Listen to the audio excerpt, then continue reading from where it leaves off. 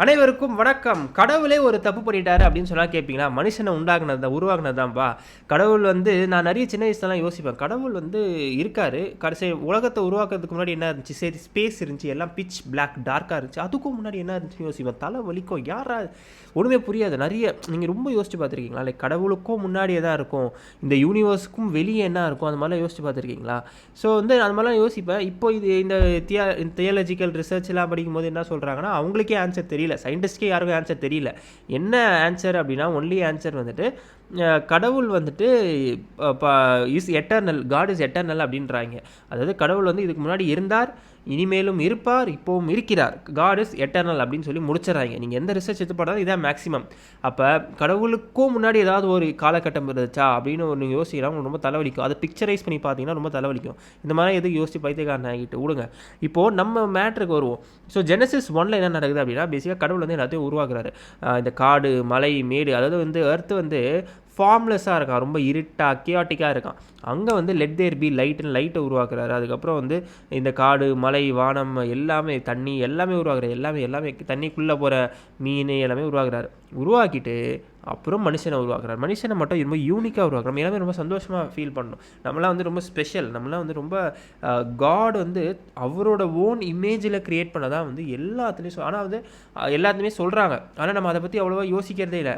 Own இமேஜ்னா யார்? கடவுள் அவரை மாதிரியே நம்மளெல்லாம் படைச்சிருக்காரா? நம்மளும் அப்போ எல்லாருமே கடவுள் மாதிரியான ஒரு இமேஜை கொண்டவங்க தான் அப்படின்றத நம்ம பெருமையாக எடுத்துக்கணும். ஆனால் நம்ம தான் அதுலேருந்து விலகி தூரமாக போயிடுறோம். கரெக்டாக இந்த ஸ்டோரி நிறைய பேருக்கு தெரிஞ்சிருக்கும், தெரிஞ்சிருக்காதுன்னு நினைக்கிறேன். அதாவது வந்து இந்த லாஸ்ட் சப்பரை பெயிண்டிங் பண்ணாங்கல்ல, லாஸ்ட் சப்பரை பெயிண்டிங் பண்ணவர் யார்? லியோனார்டோ டா வின்சியா? லியோனார்டோ டா வின்சி வந்து இந்த லாஸ்ட் சப்பரை பெயிண்டிங் பண்ணும்பொழுது வந்துட்டு அதுக்கு ஒரு குறிப்பிட்ட டைம் பீரியட் எடுத்துருப்பாராம்.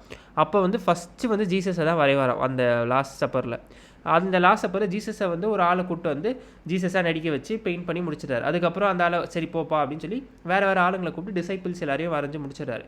ஜூதாஸ் இருக்கார்ல, யூதாஸ் இஸ்காரியத், ஜீசஸ்க்கு ஏமாற்றி துரோகம் பண்ண ஒரு மோசமான ஆள். ஜூதாஸ் இஸ்காரியத்துக்கு மட்டும் ஆளே கிடைக்கலையாம். அந்த அந்த ஃபேஸ்க்கு வந்து ரொம்ப ஒரு கன்னிங்கான ஒரு ஃபேஸ் வேணும். ரொம்ப மோசமான ஒரு கல்ப்ரிட் தானே அவன் வந்து ஏமாற்றிட்டான், கடவுளுக்கே துரோகம் செஞ்சுட்டான்ல. அந்த டிசைபிள், அந்த ஜூதாஸ்க்கு மட்டும் வந்து அந்த ஃபேஸ்க்கு மட்டும் ஆளே கிடைக்கலையாம் பார்த்து வரைகிறதுக்கு. அதனால ரொம்ப நாள் இழுத்துகிட்டே போச்சான் இந்த ட்ராயிங்கு. ரொம்ப வருஷம் தேடி கண்டுபிடிச்சி ஒரு எவ்வளோ வருஷம் கழிச்சு கண்டுபிடிச்சாருன்னு சொல்லுவாங்க. அதுக்கப்புறம் ஒரு ஆளை கண்டுபிடிச்சி நீ தான்ப்பா ஜூதாஸாக நடிக்கணும்னு சொல்லி கூட்டிகிட்டு வருவாங்க. கூட்டிகிட்டு வந்து உட்கார வச்சு பெயிண்டிங் பண்ணுவாராம் ஜூடாஸை. அந்த ஆள் உட்காந்து அழுவாராம் ஃபுல்லாக.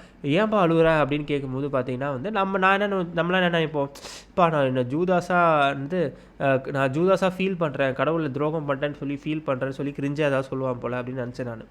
அப்புறம் பார்த்தா அவன் என்ன சொல்கிறான், நான் தான்ப்பா ஜீசஸாக வந்து இதே இடத்துல வந்து உங்களுக்கு போஸ் கொடுத்தது அப்படின்றான்.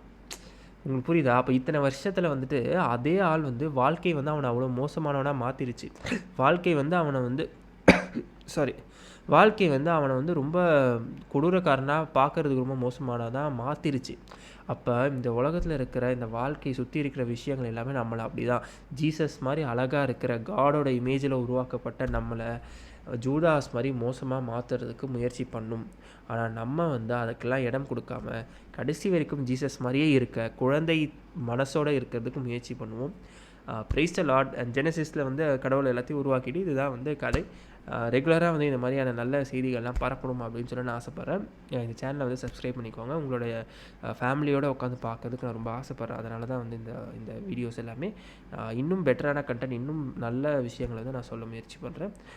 Stay tuned. நன்றி, வணக்கம். நான் உங்கள் Richard Aswin. Praise the Lord. Love you all.